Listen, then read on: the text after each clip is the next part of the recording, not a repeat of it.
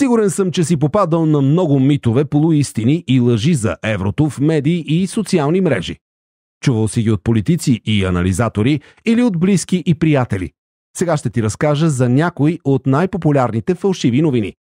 Ще променят курса лева за евро. Не, няма.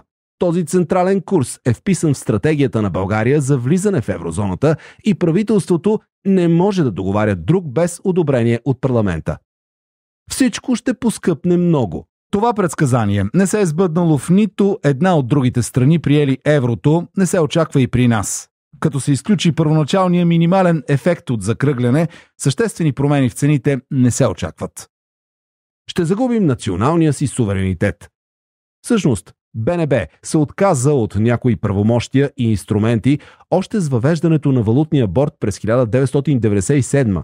За сметка на това, членството в еврозоната даже ще увеличи паричния ни суверенитет, защото България вече ще има глас в решенията на Европейската централна банка и ще може да ползва спасителните й механизми.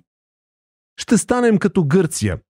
След първоначалната дългова криза, с помощта на еврото, днес Гърция е отличник по финансова дисциплина и икономически растеж.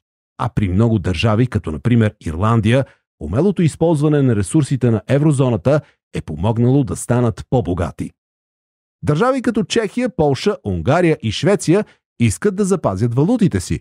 Да, някои страни за сега не възнамеряват да приемат еврото, но всички те имат плаващи курсове, а и самоцинство.